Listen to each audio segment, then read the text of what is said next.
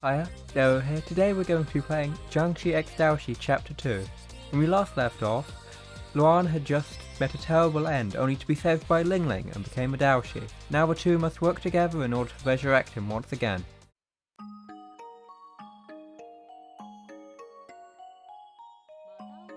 And so we meet again, dearest audience. This time allow me to explain the intricacies of Xian. The Xian are sages of untold wisdom that succeeded in opening the path to Taiji, the state of ultimate potential, within their own mortal coils. Being bound to Taiji and the limitless power it possesses grants one immortality, as well as invincibility. In short, the person is transformed into an existence of complete indomitability. There are two ways to attain Taiji. One is internal. It requires focusing and developing your own ki to attain immortality.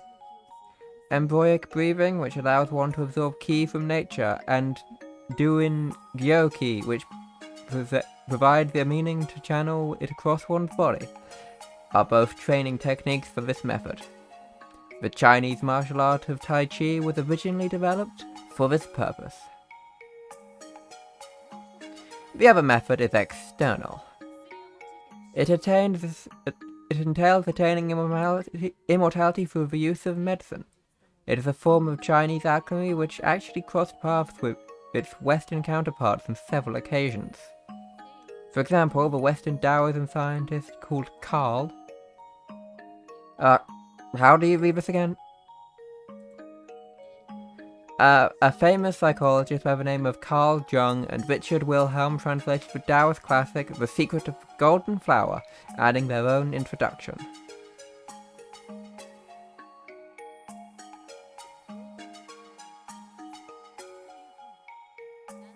The Secret of the Golden Flower, frankly, it almost sounds like the title of a pornographic novel. Jung translates Chinese alchemy as alchemia in this version. Gunpowder, invented in China during the 7th century, is said to be the fruit of those alchemical pursuits. Yet its biggest alleged achievement was the Elixir of Life. Referred to as Sentan in this particular lore, it was a boon that many emperors and warlords, including the legendary Qin Shi Huang, sought at the cost of their very lives. Did such a concoction truly exist, though? And, even assuming it did, could one truly attain immortality without paying some sort of price?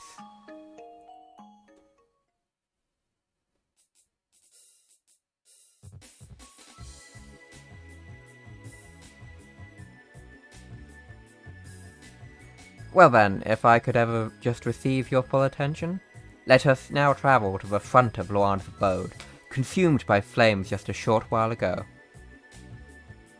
Well, the trip's done for my old pals, and my old pals are gonna come looking for me, so I guess we might as well pack up and go somewhere far, said Luan after giving a charred remains of his fully decimated home a languid glance.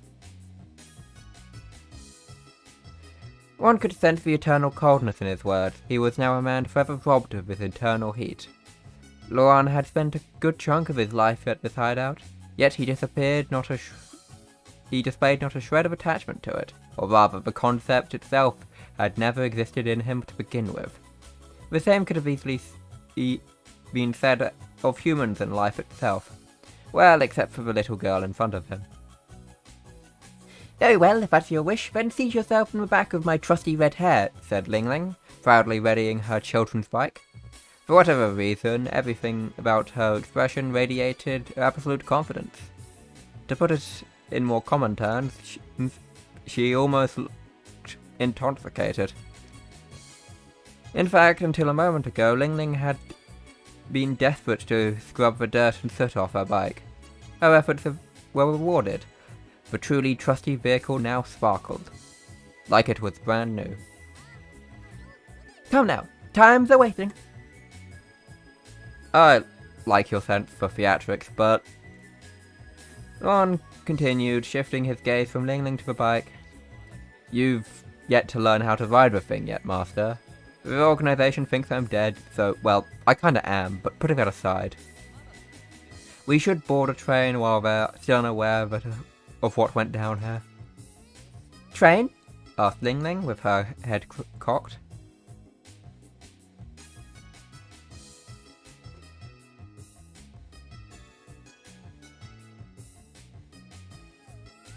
Wow, it was so big! Look at the size of it! Exclaimed Ling Ling, her eyes lit up with excitement.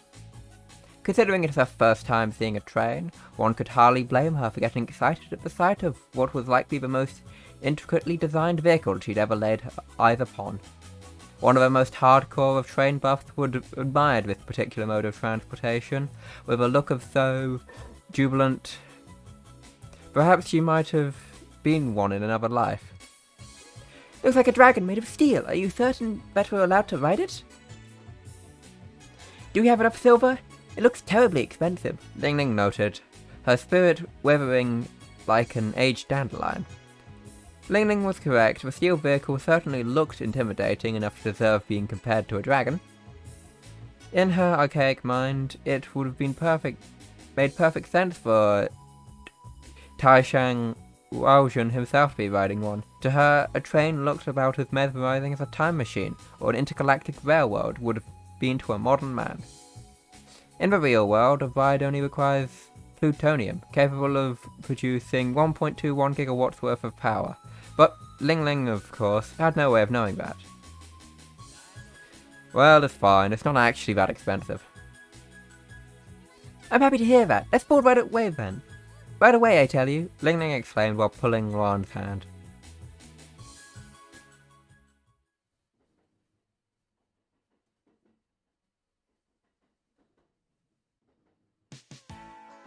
Oh. Ling Ling gazed out of the train window, a dopey voice escaping her wide-open mouth. The scenery is passing us by. Look, Luan, it's incredible. Look how fast it goes. I'm glad you like it. In that moment, Ling Ling took note of the hard, rhythmic, yet strangely pleasant melody of the train's wheels against the rails. Ah, dim-dum, dim-dum. Master, why don't you go find yourself a seat? It's almost lunchtime, so we might as well grab something to eat. Very well, and what exactly shall we dine on today? Ling Ling looked at Luan with eyes of a starved beast, more specifically, the eyes of a hungry little kitten. A sandwich, said Luan as he took one out of his basket and handed it to Ling Ling. Thanks for the diagram of a sandwich, I guess? A sandwich? Ling Ling gave the unfamiliar dish a scrutinizing look, then took a bite. The next moment her face bloomed like a flower. She then proceeded to wolf down the remainder of the sandwich with the zeal of a warehouse rat. This is wonderfully soft-textured, trapping the ingredients on both sides. That's called bread. And these crunchy vegetables, they're a joy to bite into. That would be lettuce. It is smoky flavour filling your entire mouth. I see you found the ham.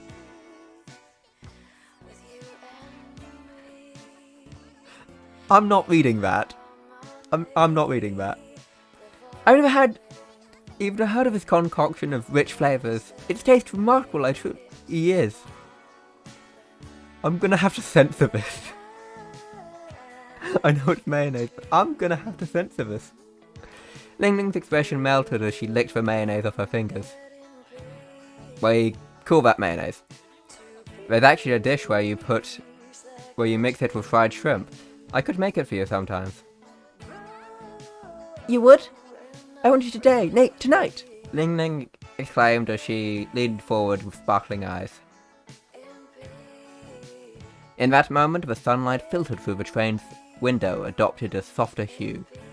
A colour denser than cherry blossoms, yet fainter than plums.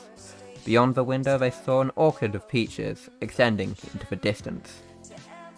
Peach trees, they've started shedding their petals, but that does little to impair their beauty, said Ling Ling with a somewhat wistful expression as she gazed at the sight of what was was something straight out of Tao Yanming's Peach Blossom Spring.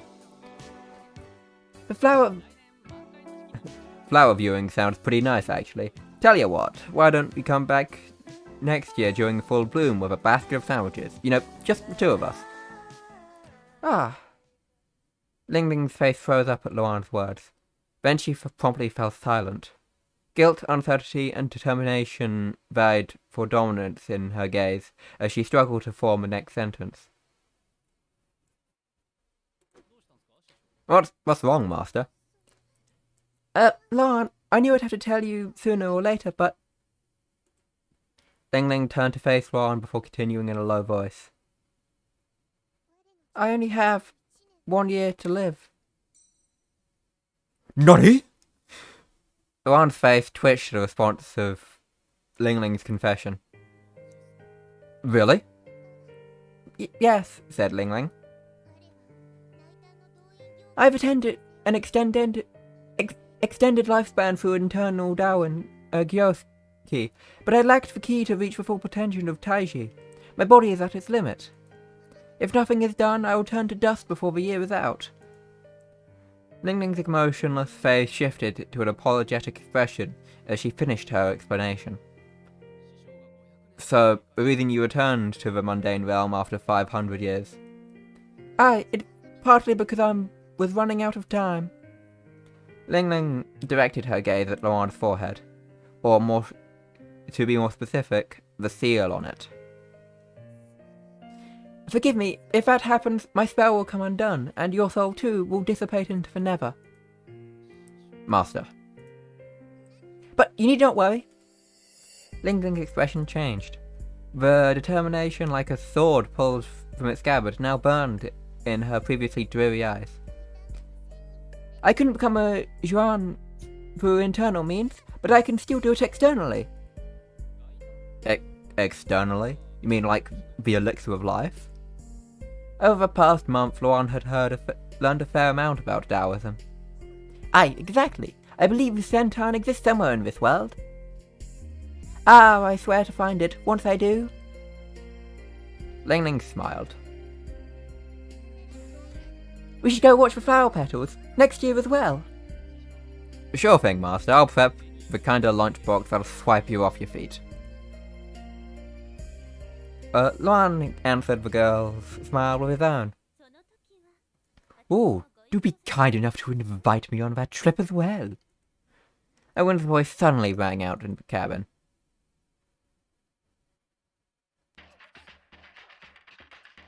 Upon turning to the direction of the mysterious voice, Ling Ling saw a young woman with a steel fan.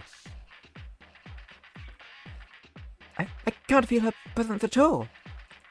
Ling Ling felt cold sweat break on the back of her neck. Yeah, if it isn't the Steel Princess herself. Long time no see, Sis Yan. Luan revealed the woman's name. Indeed, I am glad you are doing fine, Wooly. Yan answered with the smile of someone who had just ran into an old acquaintance by accident. You know her? She is the daughter of my former boss over the organization. Sis Yan is quite a Sha Shu herself. An assassin. She feels nothing like the rabble we encountered earlier. So, what brings you here, sis? Just so we're clear, it'd be real nice if you could pretend you never saw us, said Luan while readying his dagger. He was ready to cut off his old acquaintance's fingers, and sever the tendons in her hands, then gouge out her eyeballs out to fully neutralize her if she meant to harm Ling Ling. Luan swore never to kill again, but if the circumstances called for it, he wouldn't hesitate to answer violence with violence. In which case, merely incapacitating her body might not be enough. Perhaps taking the woman hostage and thoroughly breaking her mind would be needed to prevent any future attempts at revenge. Making her beg for death, renounce everything good that had ever happened to her life, or firmly reject all desire to savor the joys of life, to a point where she would regret even being alive, seemed most desirable. Not killing one's enemies didn't necessarily mean showing them kindness, especially in the case of someone like Luan Wu. Oh, you need not worry, Wooly. The organization won't pursue you any longer. Yen smiled. It looked like a friendly gesture, yet one could feel an undeniable ickiness in her voice. Is that true, Lady Yang? Ling Ling asked with relief. Yes, after all. A lightning flash pierced the air. Yen swung her fan mid-sentence. The tip of her blade cut Luan's bandana in half, revealing his forehead with the seal on it. Wooly's already dead. That was so fast. Witnessing Yen's ungodly speed made Ling Ling break out in a cold sweat. Luan, on the other hand, remained unimpressed. So you knew I turned into a Jiangshi. I'd appreciate you not underestimating our organization's intelligence-gathering abilities. Yen's lips curled into a cunning smile as she began fanning her face with a steel weapon in her hand. You left the organization, and we killed you for it. We don't want anything beyond that. Oh, may I sit over there? Sure. What did you come for here, sis? There's a new drug circulating on the streets, one that makes the organization concerned. We'd like you and Ling to take care of it. Why me? Why am I involved, Master? Wait, no. Treating me like a stranger, I see. However, I'm about to tell you more than piques your interest. Yen pulled a bottle of some liquid in it. This is the drug I've been talking about. Ones that drink it turn immortal. Both Ling Ling and Luan reacted to Yen's words. Yen smiled, pausing her to enjoy and thoroughly savor the sight. They parted her lips again. Well, feeling more interested now?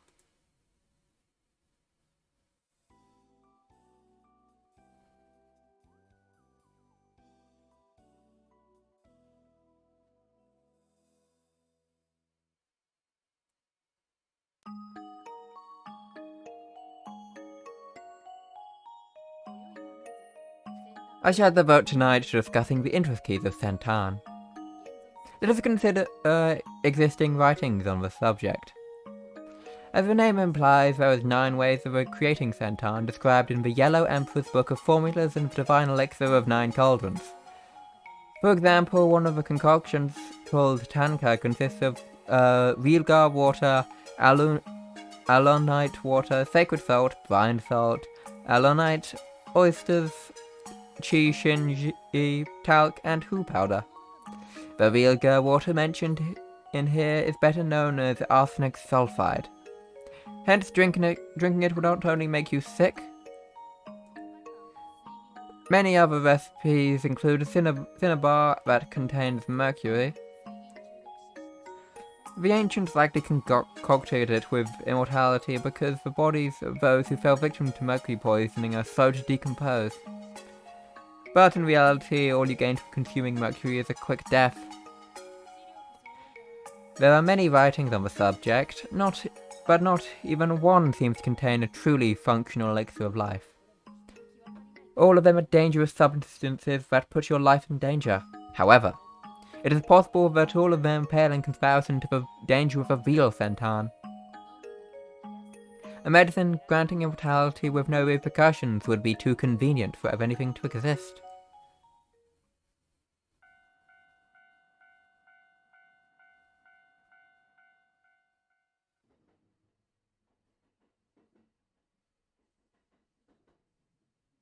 Well then, if I could just receive your full attention. Our story continues inside the galloping steel dragon, better known as a train or to a modern reader. Yen bought a man. While of muscular, healthy frame, his eyes showed empty, showed no life than those of a dead fish. Is this a person? Ling Ling asked with a mixture of interest and fear. He's a junkie that attacked the organization. Even after receiving 3 bullets to the head from a magnum, he continued fighting like a rabid hound. At one point, though, he suddenly became like this.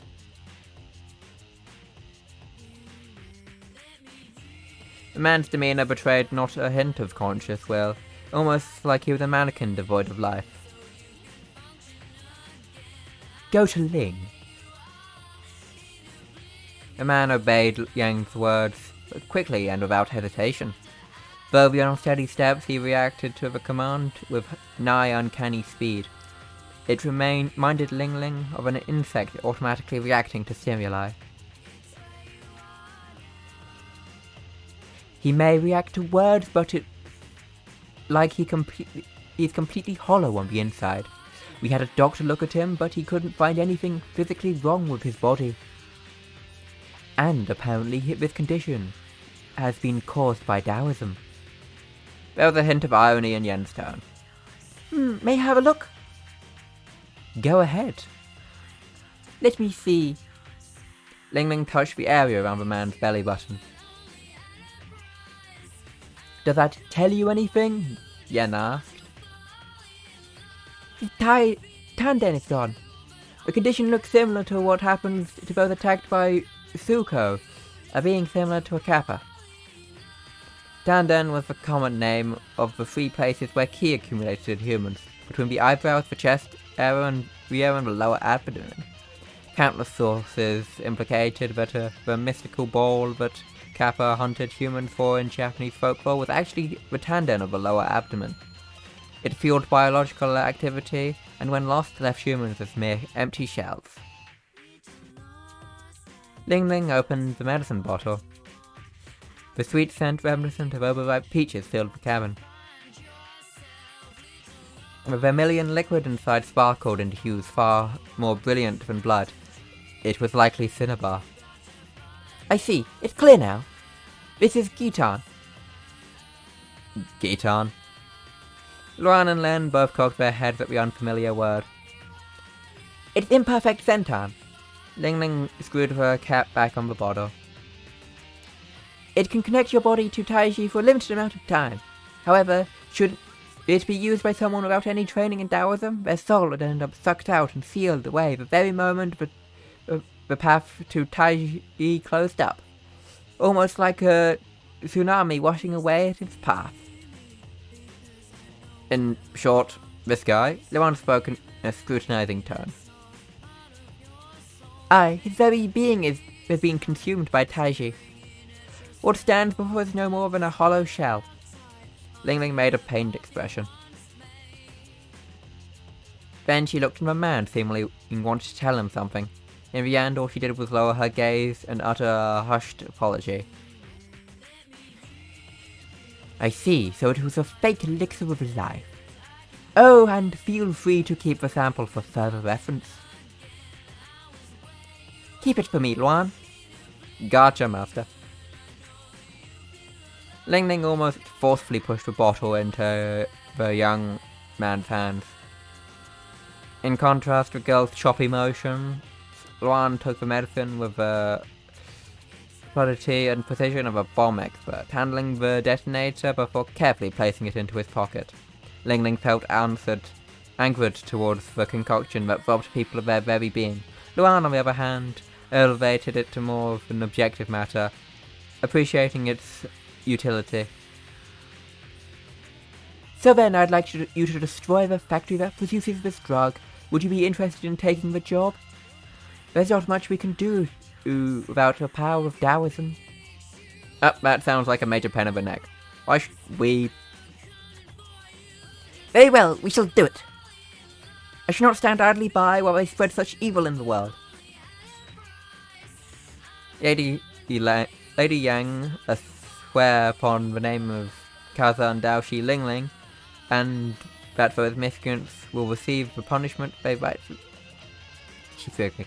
Lady Yang, I swear upon the name of Kazan Daoshi Ling Ling that those miscreants will receive the punishment they rightfully deserve, Ling Ling exclaimed, with her holy sword held aloft. Ah. Luan looked at Yan like he was about to say something. Noticing his gaze, the woman broke an amiable smile. Well, I won't protest if a master what the master wants.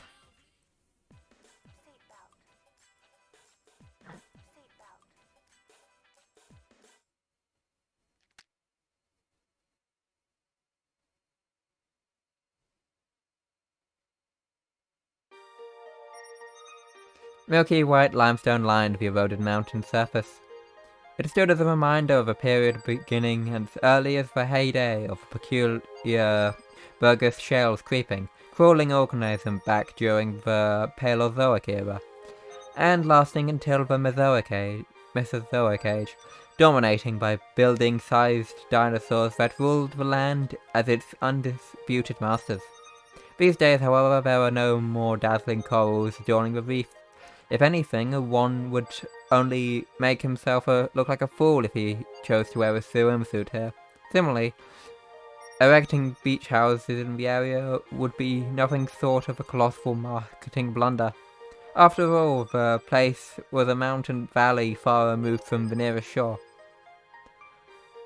A prefab around those parts would be more akin to a mountain hut rather than a beach hut. There were no huts to be found here, though, only a factory for transforming limestone into cement.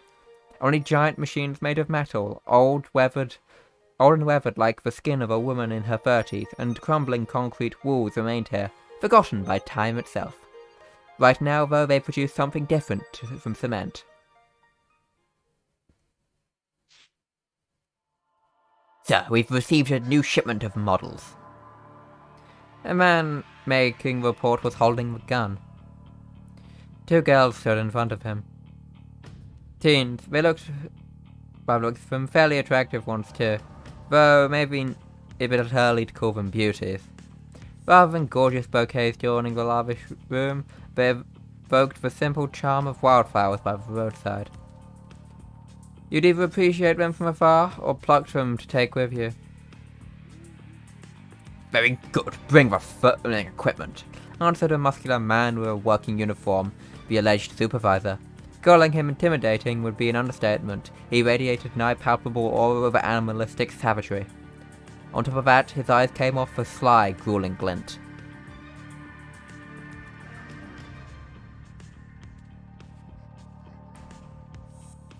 Why do you bring us here? Asked one of the girls in a sheepish voice. Despite the visible distress in her eyes, she stood chivalrously in front of the other, smaller girl to defend her. Sis? The smaller girl clutched her sister's legs while trembling like a leaf.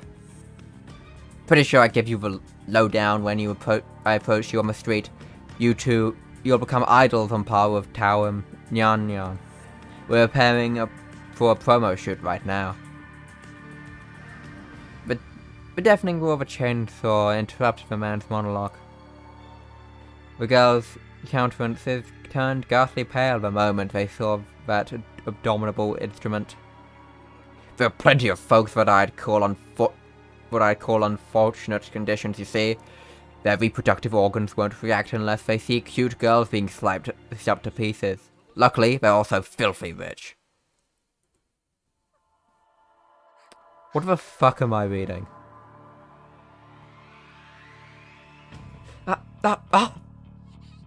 Yes.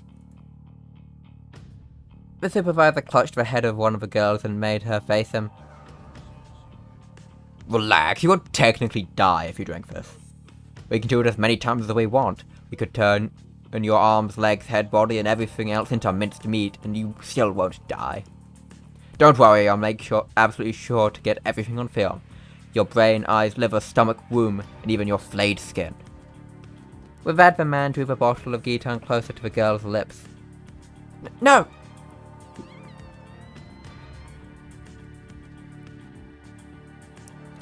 Ignoring the screams, the men amused themselves with idle chatter like they were in front of a water cooler.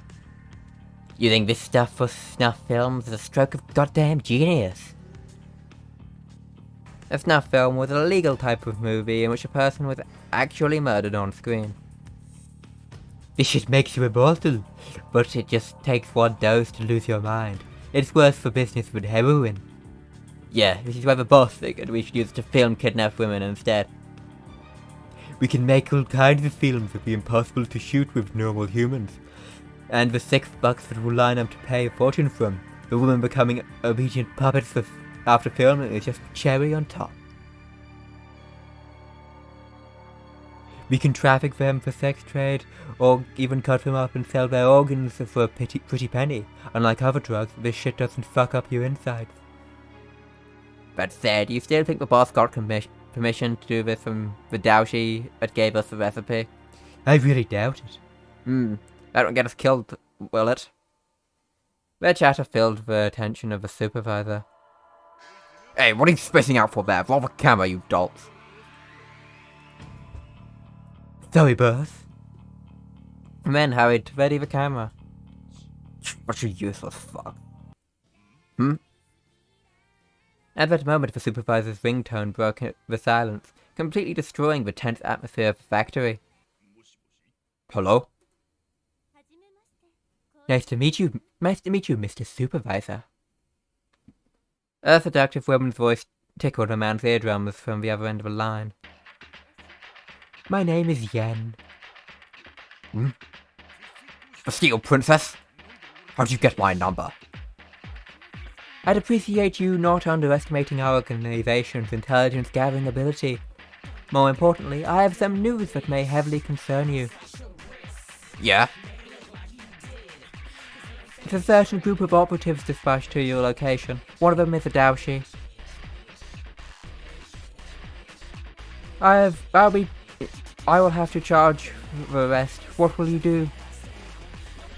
Daoshi. The situation smelled of danger, the supervisor thought. He instantly came to a decision, but made sure to spend time making a show of worry.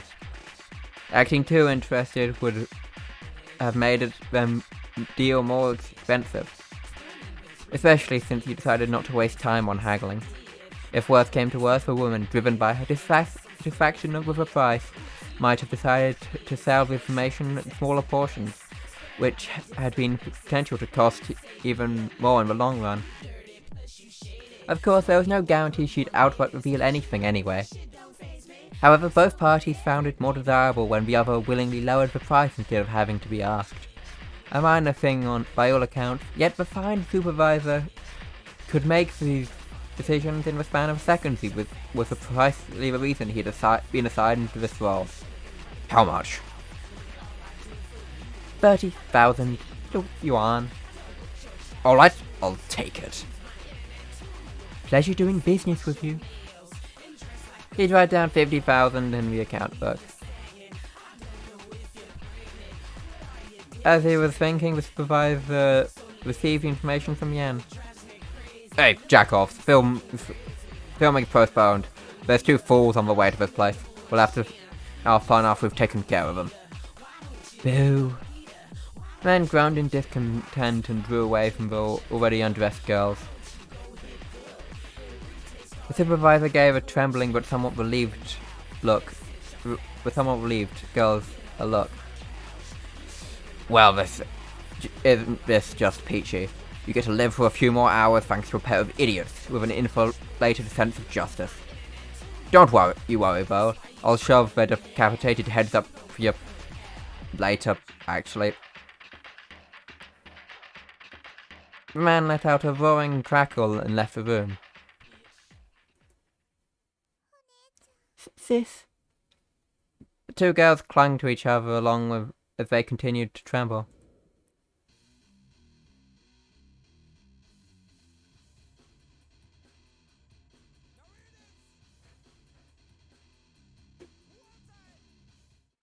Oh, it's just a loading screen. I'm probably gonna skip that.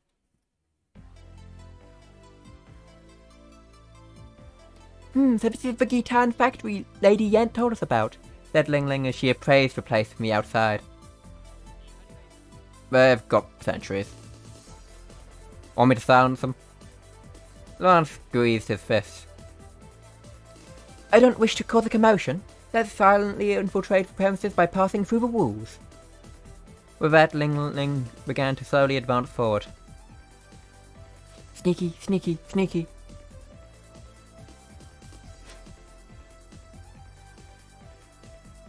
It took a while until they reached the other side of the building like that.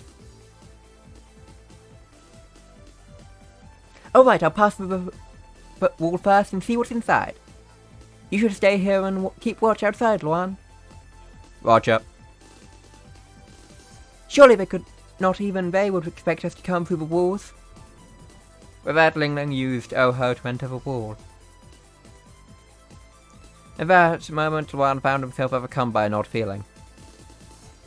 The enemy manufactured a fake elixir of life that required a deep understanding of Taoism. Could they really not be familiar with Daoshi skills?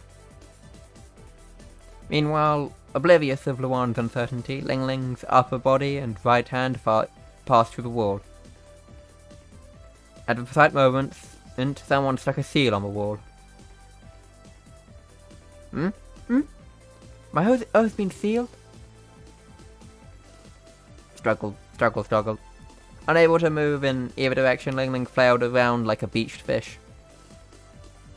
The group of armed men shoved their guns into her face. Their evenly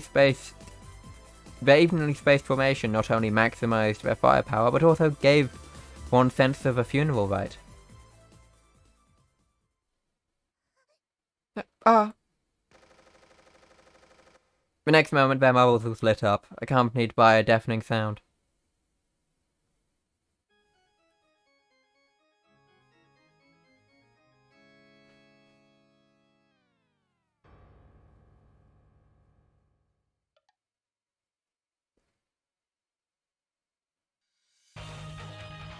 Master! A roar of gunshots filled the air. They were loud enough to make Luan consider the worst-case scenario. A smoke of cloud rose from the volley, reducing visibility.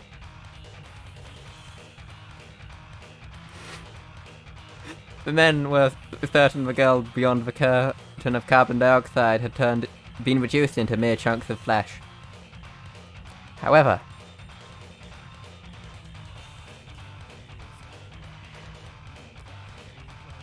what welcomed them when the smoke settled was not a ghastly sight of blood and guts, but a peculiar light. I forbid violence! Ling Ling held a shield in her hand. The magic circle it summoned had entered a barrier around her. Well? The otherworldly spectre left the men thoroughly flabbergasted. They were briefed on the existence of Daoshi, but this was their first time actually facing one. Although the men's surprise quickly turned to fear, seeing the girl immobilized still filled them with confidence. These two conflicting emotions instigated them to deal with the threat quickly and efficiently as possible. In other words, they decided to reload and open fire again. Master, are you okay? Yelled Luan from the other end of the wall. I'm fine. More importantly, someone stuck a seal on the wall and I cannot move. Try pulling me out. Roger.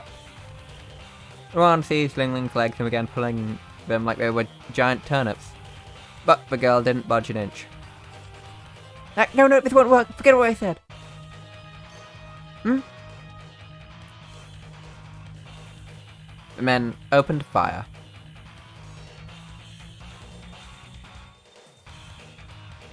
Ling Ling used the seal to block the bullets. Holy sword is stuck in the wall. And I can't pull out another seal with a single hand.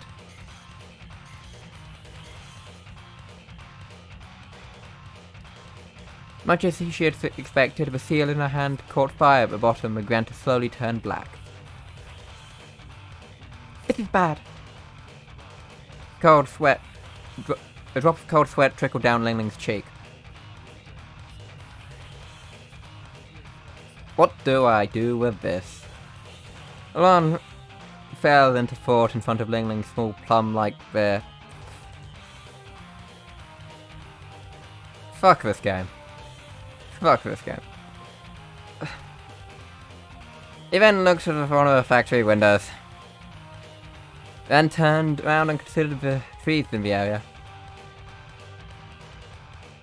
Luan took out a weight of string attached to it.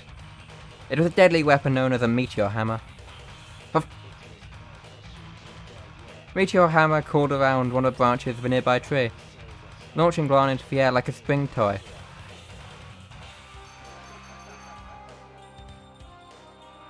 The chorus of gunshots continued to ring across the factory interior. Within this deafening nightmare, the once radiant seal that swallowed lead like fish balls had almost completely turned black. What must last much longer? Ling Ling clutched onto the waning seal. In that moment, Luan crashed through the factory through another one of its windows. Another one? Gah! Luan flung the airborne glass fragments at his enemies. The shimmering blades dug into the men's arms and fingers, preventing them from using their guns. At the same time, Luan speedily closed the distance between himself and his enemies. He struck the enemy's cheeks with a combination of his thumb, index, and middle finger. It was enough to make them fall to the ground like puppets with their strings cut. Luan aimed for the area right above the carotid artery. Delivering a quick and accurate blow to that area would almost always render one's target unconscious. It resulted from the carotid sinus reflex. Luan snatched a gun from one of the men he had incapacitated and discharged several bullets towards the remainder of the enemies. Oh! The men cowered the moment they heard the roar of Luan's gunshots. However, only silence followed. Oh! The men checked their own bodies. None of them had been shot. They had faces only a mother could love, but their bodies were undeniably in pristine condition. Luan had emptied the magazine and threw the gun aside. You fucking missed every shot. Just how bad are you? Idiot, leather clubs. As the tension passed, the men ran taunting Luan like children. I wouldn't jump to conclusions. He hit what he needed to hit. Huh. Ling Ling cleared up the misunderstanding. As the men turned around, they found seals stuck on their foreheads.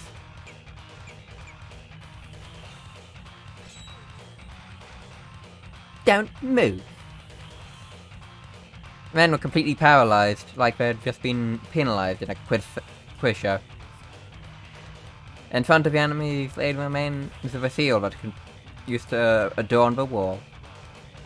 We shot down the seal. The men finally realized the correct answer to the riddle.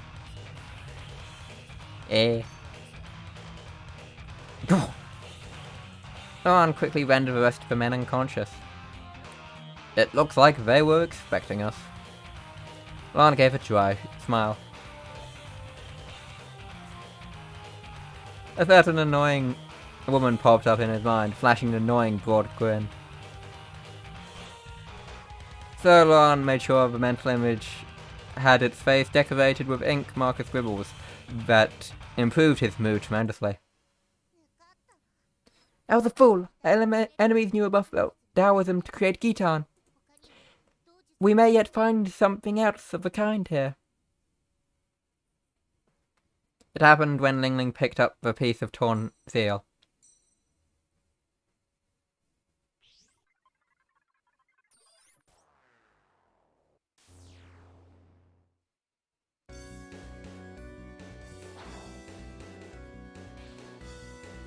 The two dropped to the ground at the same time. At the next moment, a piece of machinery flew over their heads. What's this? What? Luan stepped back, showing hardly any emotion in response to this mysterious phenomenon.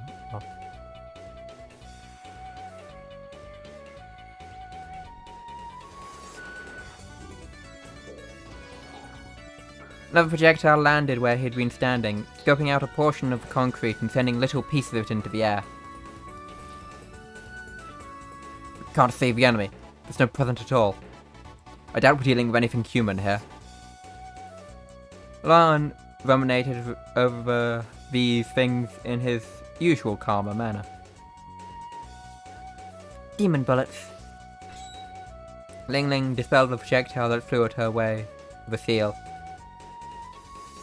She then lifted her holy sword and used her left hand's index and middle fingers to make the mark of her sword. Oh, Kazan, holy sword! Fly true and banish for dark arts! In response, the sword immediately darted off to one of the factory's corners. They had heard the sound of the collision, and the projectile assault ceased. To me, Kazan, holy sword! The sword shot the air and returned to Ling Ling's hands. The tip had a wooden charm impaled in it. Those attacks were caused by this! Oh, what is it, Master? It's a demon bullet arm. A tool that launches invisible projectiles called demon bullets at the intruders. In the past, these were used at a time when it was set up at a river known as Forbidden Waters. According to the book In Search of the Sacred, anyone who attempted to cross Forbidden Waters or build anything in the vicinity was eliminated by the very same demon bullets. Ling Ling's sword, still floating in the air, trembled like it was trying to say something. There appear to be several demon bullet charms hidden inside this area. But whether they were able to control this many of them at once is not to be underestimated. There's not much you can do about these charm thingies, so I'll leave them to you, Master. As for me, At that moment, a group of men appeared from the end of the factory. Luan scratched the back of his head and observed the newcomers, then continued his characteristically casual tone. Handle taking out the trash. That's the one thing I'm good at.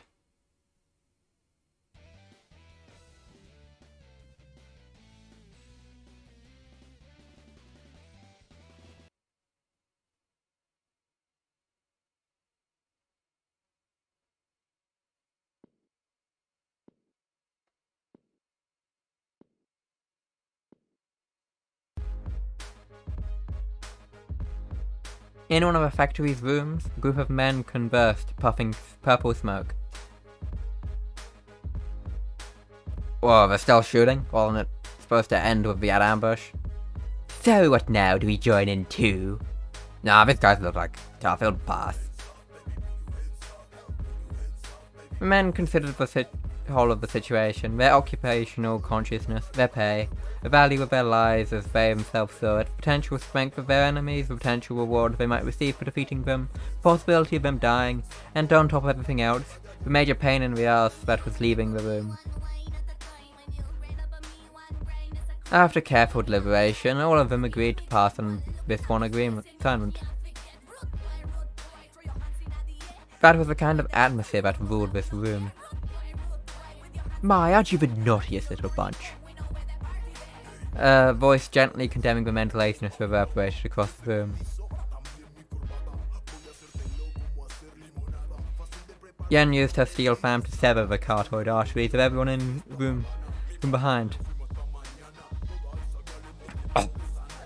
Men collapsed to the ground in rapid succession, soundlessly gasping for air like fish.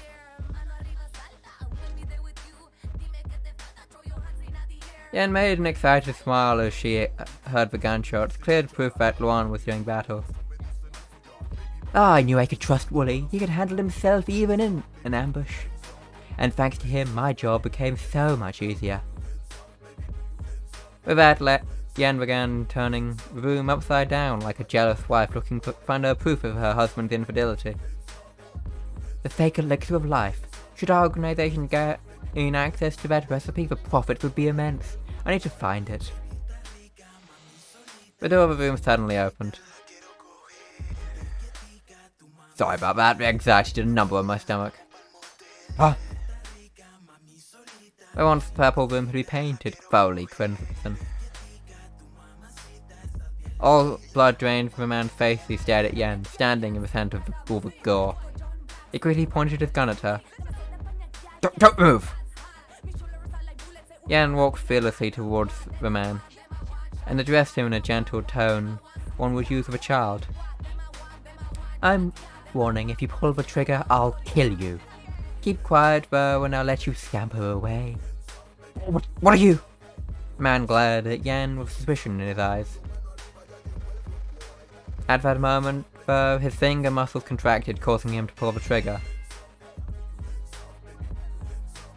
The man blinked in response to the stingiest metallic sound that followed. All the bullets had been deflected by Yan's steel fan. She continued walking slowly towards the man, who then fired more and more shots to no avail. They too met the same fate as the previous bullets. Man tensed up as Yan, inevitably embodiment of death, approached. In that moment, he pulled out a medicine bottle from his own pocket and quickly downed its contents. How about this there? I'm invincible now. There's no way I'll lose when. But the man realized that his hands were missing. Yan folded her fan and used it to stake a piece of a man's throat, effectively nailing him to the wall. The man struggled with all his strength, but couldn't get the fan out. Jeez, I made sure to be so discreet, but here you went and ruined it with all that noise. Now you just have to suffer until your medicine wears off. Yen stared at the man with a gaze cold as ice, though almost like she was looking at an insect.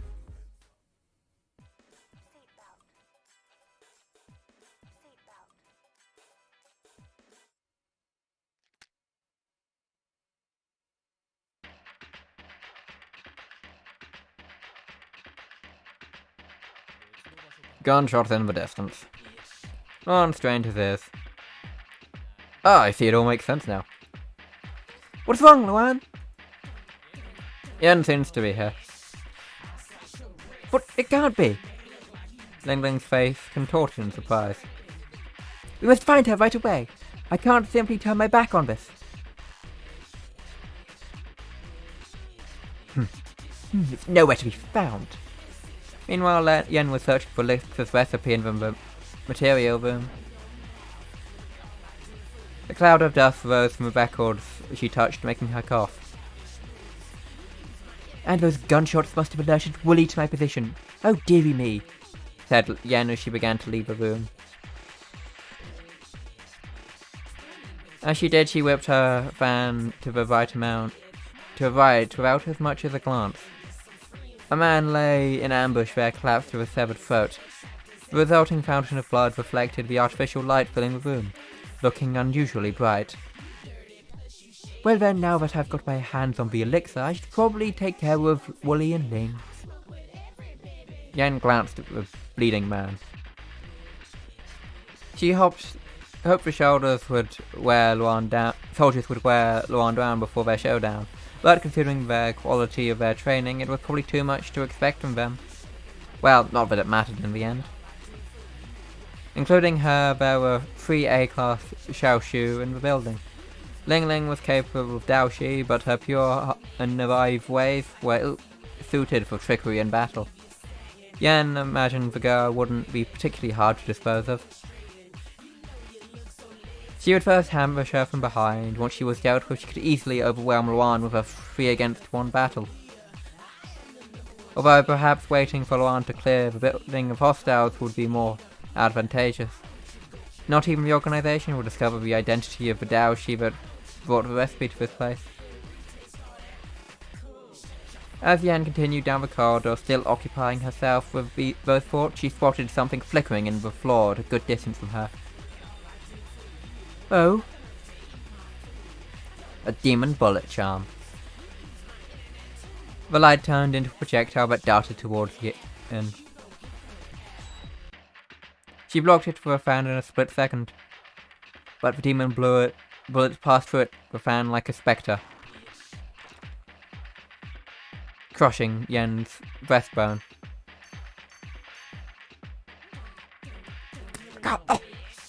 Yen fell to her knees, coughing blood.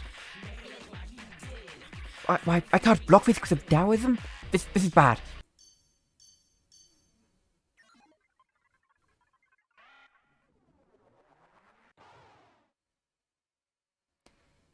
As panic thoughts rushed through Yen's mind, the demon bullet charge launched another projectile.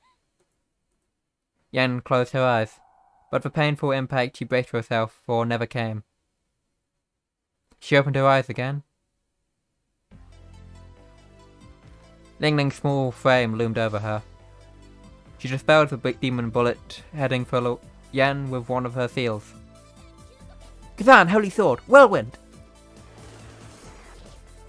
Spinning through the air, the Holy Sword cleaved the demon bullet, charm in half. Not looking too hard there, sis. Wooly. Ling Ling's expression displayed an unusual level of anger approached Yan. I know I sold them out. Lady Yan, why? They're going to kill me.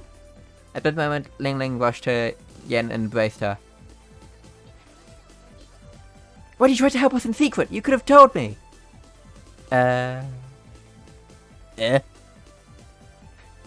Both Yan and Luan left her with their mouth with the gape, and Ling Ling's unexpected outburst. Gah, look how badly you're wounded. I appreciate the sentiment, but I'll never forgive you for doing something like this again. I'll use Keong to heal you, so refrain from moving for a spell. Ling Ling laid her hand on the broken breastbone, tearing like it was her own. I could kill her from this position. Yan clutched her steel pan. I'm in pain. Forgive me, I'm not experienced in Keong, so it takes me time.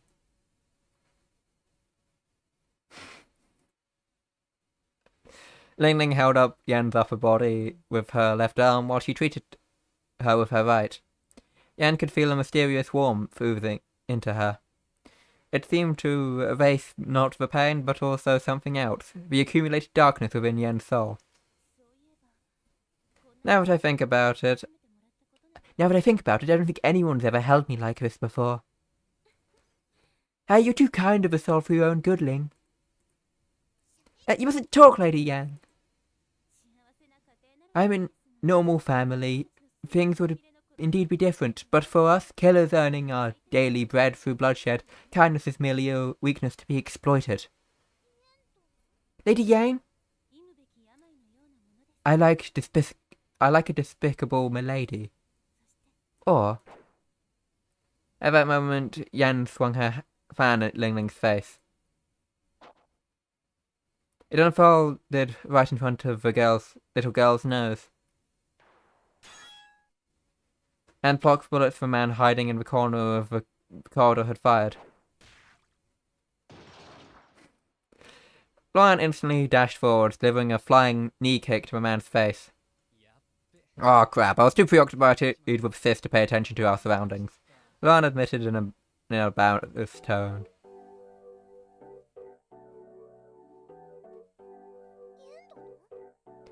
Lady Yan? You made me want to do something good like you. You're such a bad influence on me.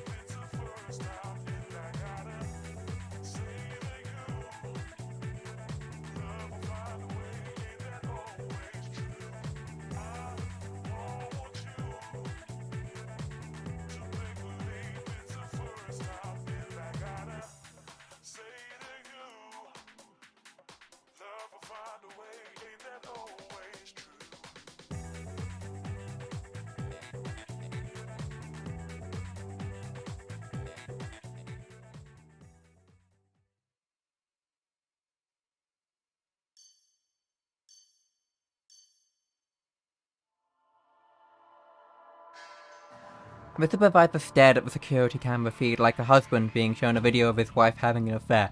What is it with this game and this adultery? You gotta be shitting me. 3 people wiped out all of my men. His voice carried an obvious hit of concentration. The 2 girls behind him clung to each other, trembling like penguins exposed to an Arctic chill. this? Everything's going to be okay. Oh, what's the bad luck? The supervisor approached the girls with a fury burning in his eyes. And slapped the older one. You think you're gonna get out of it? I'm gonna feed you to the bodies of these assholes. With that, the supervisor left the room. To think I'd be forced to pull out my trump card so early.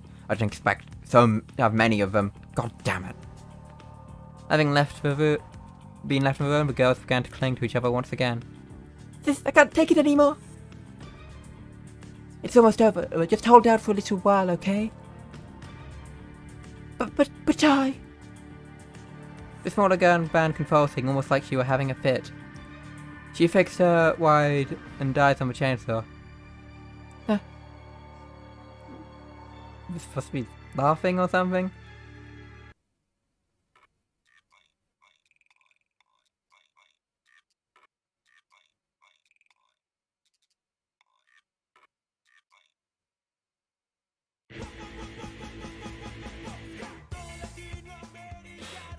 This is as far as you go, Supervisor.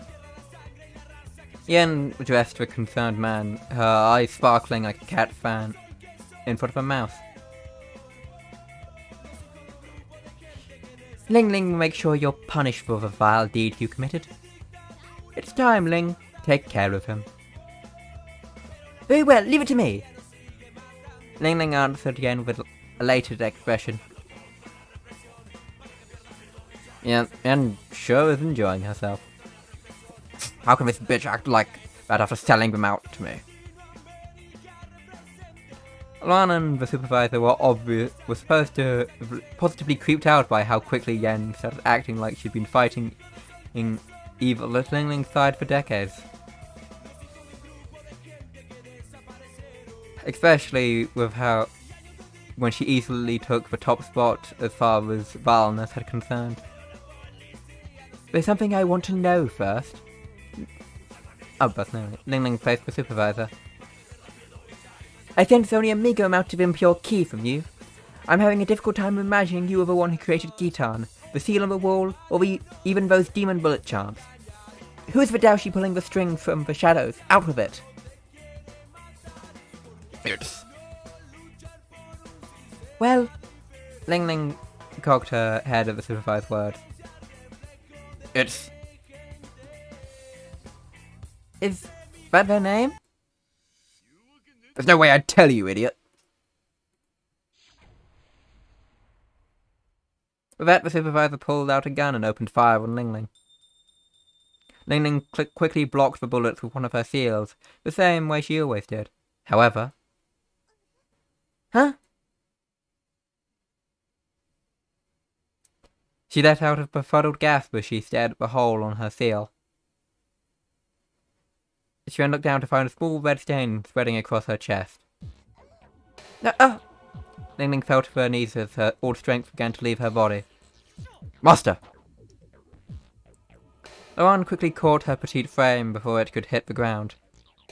Oh, how'd you like the taste of the old Daoshi Slayer? They're forbidden bullets made of lead, the ashes of peaches and salt. They work wonders on breaking barriers. The supervisor held his gun aloft for everyone to see. I was going to save those for the Daoshi who taught us about the Elixir, but... well, whatever, just die. The supervisor pointed the Daoshi Slayer at Ling Ling again. However, Yan Flang blocked the second bullet. The supervisor continued to shoot, but Yan covered the girl with her back, blocked all of the lead projectiles. My breastbone is yet to fully heal. I'm in no shape to launch a counterattack. Unable to move from her position, all Yen could do was grit her teeth. Master!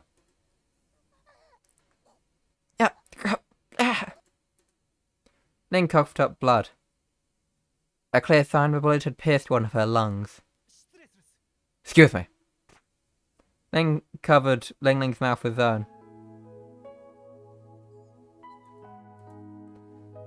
Luan sucked the blood out of Ling Ling's trachea to protect her from choking on it.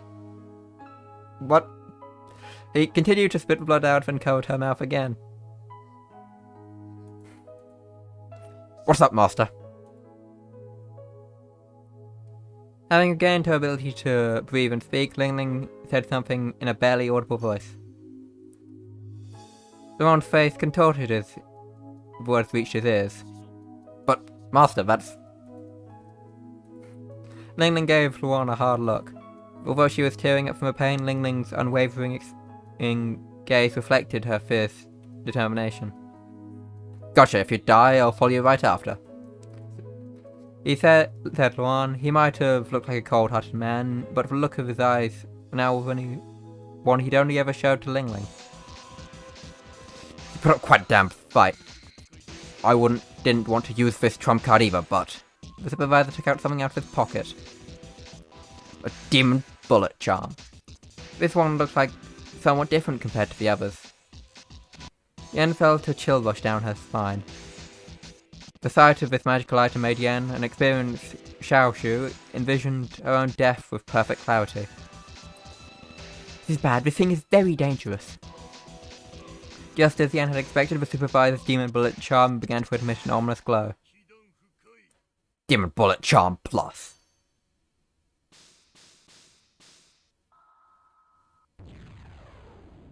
A beam of light launched forward from the charm like a laser.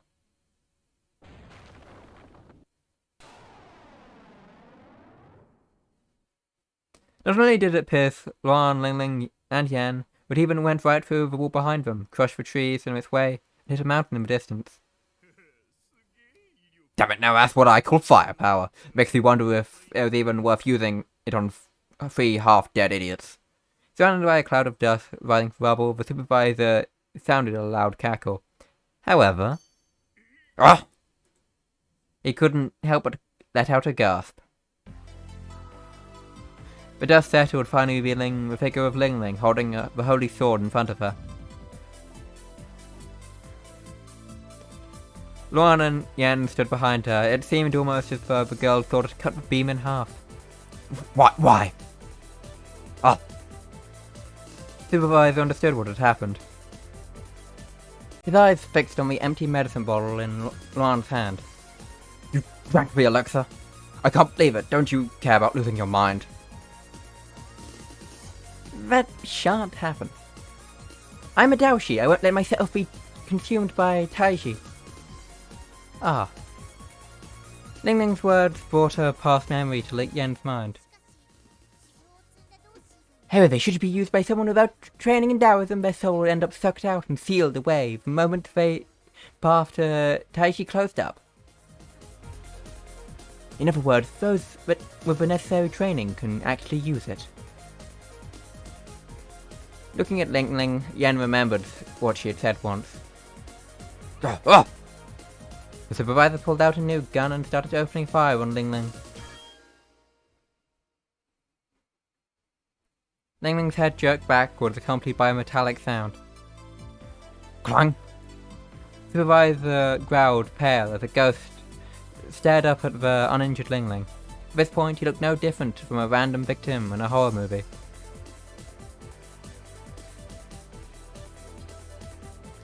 So this is how it feels to be connected to Taishi. My power surges without limit.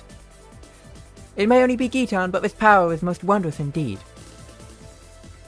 Which is all the more reason for it not to be allowed to become widespread in the mortal realm. I shall borrow the power of Taishi to destroy it all. Ling Ling held her holy sword aloft. Under normal circumstances, I can only swing this once a day. However, I shall now demonstrate to you the true power of Daoshi. At the moment Ling Ling uttered the words, the holy sword turned bright as a star. Its light grew intensely with each passing second, eventually turning into a blinding blaze. The key Yen felt for the moment was on a whole other level compared to the demon bullet charm from before. Kazan, holy sword, annihilation! Ling Ling swung her weapon down.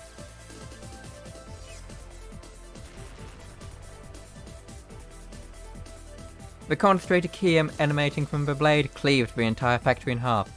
The technique was based on releasing all the wielder's ki in a single slash. As such, it can only be used once per battle. However, being bound to Taiji, the source of limitless energy, Ling Ling could ready the sword for successive attacks.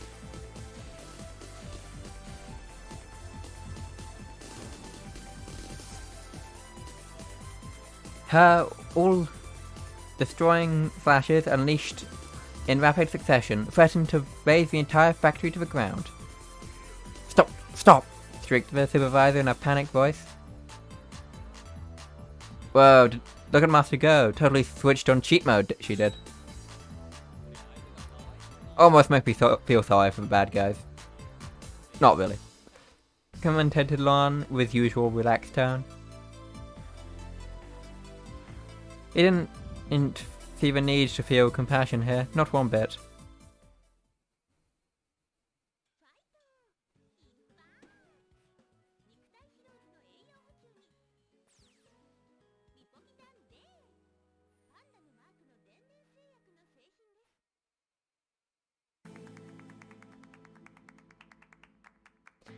All that remained now was one massive factory with a whole heap of pathetic rubble.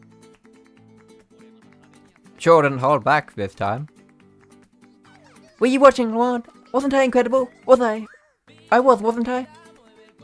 Ling Ling kept cheerfully hopping up and down like a frog in the rainy weather. Still, don't you think you racked up quite a body count over here? Luan gave Ling Ling an ironic look. Oh, it's fine, trust me. Other than that man we forgot, but I only sent key of 2 others. The rest probably escaped. And I made sure to avoid the area where those 2 were. I guess it's all good then. In any case, we should probably follow the supervisor. Aye. Ling Ling nodded and the 2 broke into a dash.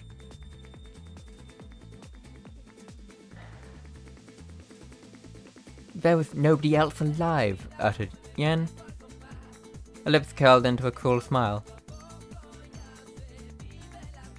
My, I see you couldn't hold yourself this back at all, after all.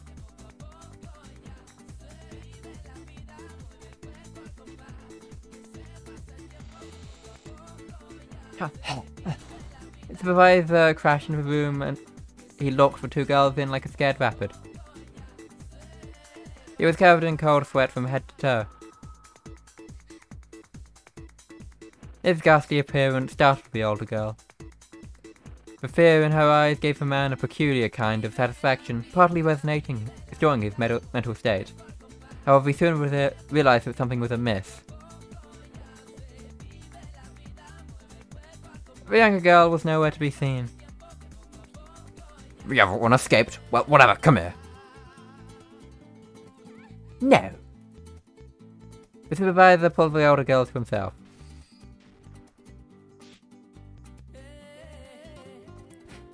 The supervisor... But 1 moment later, Ling Ling and Yan jumped into the room. Luan followed after, taking the inconspicuous approach of a part-timer late for his job. Praise your gods if you have any. Ling Ling pointed her blade at the man. Don't move. Oh, don't you care what happens to this girl? The supervisor pressed a knife to the girl's throat. Only cowards take hostages. Understanding the situation like an instant, Ling Ling gritted her teeth. Good. Stay put like that, moving the girl's a goner. What? Hey! Luan approached the man as if he didn't hear his warning. You know, I don't actually care too much, so just go right ahead. If you think you can do her in, oh, don't let me stop you. Luan, wait!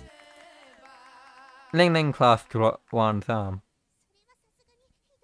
It's going too far, we're not barbaric knaves. Oh, don't you worry one bit, Master. The girl she's taken hostage, she's a Xiaoshu. Uh-huh. Both Ling Ling and the supervisor froze up at the same time. In that moment, the sound of breaking bones filled the room. Supervisor's hand, the one which held the knife, had been twisted in an unnatural way. On top of it, a knee crashed down on his chin, sending him to the ground. The girl stepped on the supervisor's face without hesitation.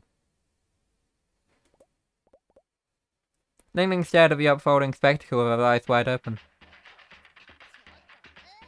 What? Don't tell me like that. I don't know what voice to that. In for one of the Zhao sisters. She made a dissatisfied expression and the air around her seemed to have changed. She immediately began complaining like a spoilt child. First we have to think delicate little flowers, then we crush their spirits by the moment. It's the best part of a job. We don't have time for your depraved game, Zinfa. More importantly, where'd the crueler half wander off to? Don't you and Jinfa normally operate in a pair? As Luan muttered that, someone entered the room. She, covered the chainsaw in blood from head to toe, carried a chainsaw. It was Jinfa, the other Zhao sister. See if I couldn't hold back after all. I want more. I want to kill more people. The girl slowly approached the supervisor. In her discretion, a man's jaw, immobilizing him. The situation between the sisters and the supervisor had turned upside down. I found a lot of people that couldn't move, so I killed them all. But it's not enough. I need to kill more before this void is filled. Still as bloodthirsty as ever, I hear. She's a psycho, shut up. That's why you'll never be a top-class Xiaoshu Jinfa. Real pros keep their cool and never let their feelings interfere with a mission. But I love blood, I can't help it, Wu. Jinfa held the chainsaw above her head. Please stop, I'm begging you. All the paralyzed supervisor could do was shake his head. Tell me, what do you think blood will taste like? With that, Jinfa swung her chainsaw downwards. However, it ended up being deflected by Ling Ling's holy sword midway through the swing and instead crashed into the ground next to the supervisor's head. Who are you? Is it okay to kill you? Jinfa asked in a straightforward tone. No, people are okay to kill. Are you on something? You can't kill people. You can't kill people who are okay to kill. It's just, I don't know who's speaking. It's just what I believe. Which means as long as I'm here, I want another life to be extinguished. Jinfa strengthened her grip on the chainsaw. She was about to ready to eradicate the girl hindering her work. That's enough, Jinfa. Before she could do that, Yen, who had been responsible for supervising the two, stopped Jinfa. You'll have let that supervisor go this time. What's the meaning of this, Yan? Have you got a soft? Jinfa didn't attempt to hide her dissatisfaction. Think about everything he's done. We can't let him live. I'm aware of his past actions, and that's why he must live. Ian launched an explanation in a emotionless tone. We failed to find the Daoshi that created the recipe for the Elixir of Life. But letting this man live and observing him for a while might give us some new leads. I suppose if you put it that way, there's not much we can do. Invar slowly let the man go. While the Zhao sisters undeniably had certain issues in terms of personality, they were nonetheless loyal blades of the organization. The supervisor looked relieved. But the bastard hit my face! There's no harm in punching him as payback, right? What do you think, Master? I suppose it wouldn't be the end of the world. Ling Ling gave her permission. Gotta count my lucky stars, getting off easy here. Infa lifted a huge filming camera with one hand. Well, here I come. You might want to grit your teeth while you still have them. A smile widened on her face. Wait a second, it's going a bit far, isn't it? All the supervisor's teeth flew into the air, broken while his brutalized face hit the ground with a thud. Info watched the man lose consciousness with a satisfied expression. Well, I suppose that's right, Master. As the one saying about Ling Ling, balance wavered. Then she slowly collapsed onto the ground. Master!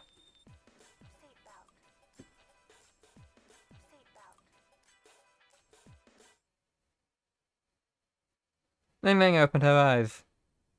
At the sight of an unfamiliar ceiling flooded her vision. The room she resembled an expensive hotel suite and came equipped with all sorts of high-quality furniture. As for Ling Ling, she lay in a huge bed in the centre of the room. Where am I? Morning, Master. Came in Luan's room from alarm's length away. Luan! Relax, you got us a room for us. It's actually a VIP suite in a hospital. You've slept for 3 whole days, Master. That must have been the rebound from the Gitan. Might have not left me trapped in Taiji, but the danger put me in was too real. What does VIP mean, there? Ling Ling placed a palm on her lower abdomen. The path for Taiji that opened back then was closed. It would appear that it still wasn't enough. At that moment, Ling Ling's stomach let out a vicious growl. Oh. Well, let's grab something to eat for starters. Anything you want? I want that thing you mentioned earlier. Something with fried shrimp and mayonnaise. Shrimp and mayo. Oh, gotcha. I nodded and the door was pushed open. Good morning, sweetie. Yen looked in the room with a somewhat questionable smile. Oh, Lady Yen! Sir, how do you know the Master was awake? I'd appreciate you not underestimating our... Yen showed the jar of liquor she'd been holding. I happened to get my hands on some high-quality Jiangshi. How about a toast? Oh, an alcoholic beverage. Now I think about it, I haven't had any since my descent into the mundane realm. Ling Ling's expression turned yearning for made an audible gulp. But the doctor entered the room. There was a young man in his late 20s wearing a white coat and a pair of glasses. Well, how's our patient feeling? Hey, what's going on over there? The doctor approached Yen. You just tried to make our patient drink alcohol. A little girl, no less. Doctor, I'm not a child. What are you saying? Good grief, on the other day we had a patient smuggling cigarettes, now this. The doctor's ears caught a peculiar sound. It was reminiscent of something being fried. A moment she looked around and he found Luan cooking a makeshift stove. But I've never seen anyone smuggle that in before. A fire is good, a good fire is the lifeblood of food of Chinese cuisine. Chinese cuisine. What are you thinking? We have rules in here. Relax, Doctor. Here, have a cup. It'll help. Oh, what? Yen forced a cup of yang shua into the doctor's mouth. He slid down his throat and warmed his entire body. The doctor felt silent for a moment, simply stared vacantly into the air. And then... Scribble rules, we're getting drunk tonight. Wow, I like your outlook, Doctor. Yen met the doctor's sudden transformation with a broad smile. It's cute over here. What's going on here? Hey, look, don't I see? The two Schwa sisters shuffled into the room carrying a basket of apples. In the quarter, glimpsed the doctor chugging Shuang Shui straight from the jug and breathed a sigh. Meanwhile, Jinfa stared at the doctor with expression of thorough puzzlement. Here you go, Master. Shrimp with mayo. Ooh. Ling Ling's gaze lit up in excitement the moment she saw the dish. The warm steam rising from it had a thoroughly appetizing smell. Well, I suppose a toast to Ling's recovery is success of a mission. Bottoms up.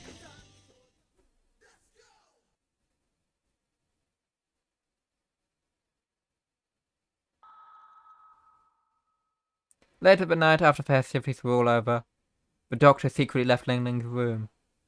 He continued down the silent corridor by himself. The only sound of the building was the rhythmic clicking of his shoes against the linoleum floor. Her condition's steadily improving thanks to the medication she received. The doctor pulled something out of the pocket of the coat. It was the small bottle containing of a fake elixir of life. However, the effects of a rebound are significant even for a Daoshi of her caliber. There's still some room for improvement. Especially if we're going to use it on that. The doctor spoke in a voice of vivid emotion, like someone radiating the scientific paper. 3 days ago, after Ling Ling destroyed the factory. Wake up, Supervisor. The doctor addressed the bulky man lying on the floor. Dr. Shaolin, why are you here? The supervisor's face caught in surprise. He recognized the man. I've been observing you from the start. Doctor, this is... The supervisor averted his eyes.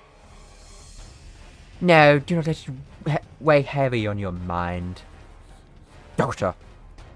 A hint of relief appeared on the supervisor's face. Everything's going according to my plan. The doctor's word made the supervisor let out a sheepish yelp.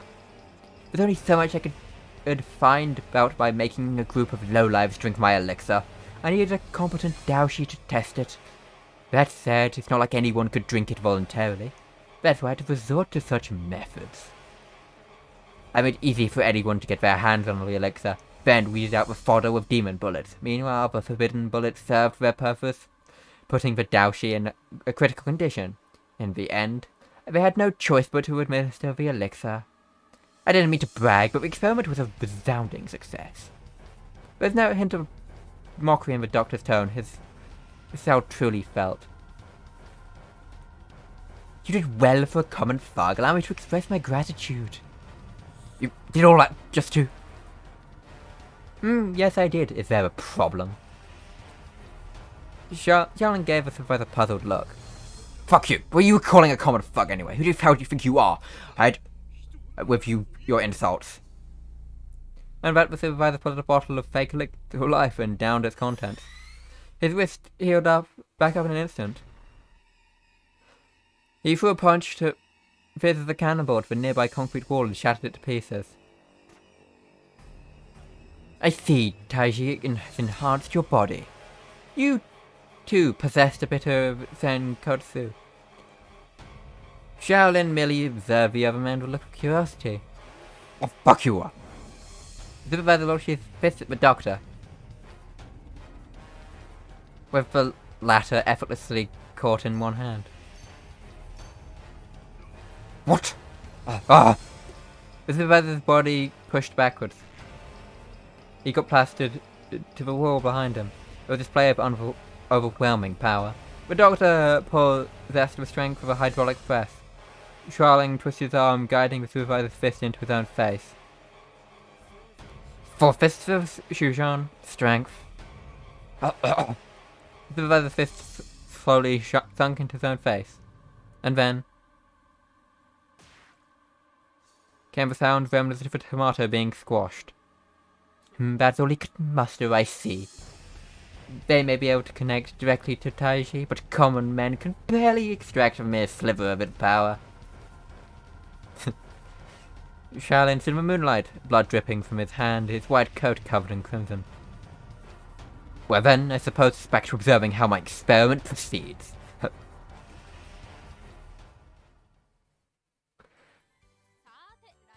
Now then, let's check a preview of the next episode. Your favourite storyteller is here. Spring's approaching, let's get warmer lately. I'm thinking about getting it first time as well. I'm a little worried though because I've been a homebody like forever.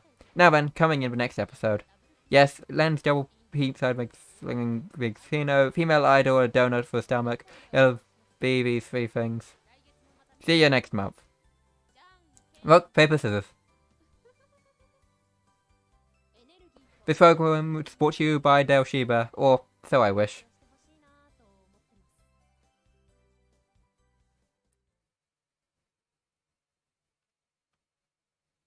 To be continued.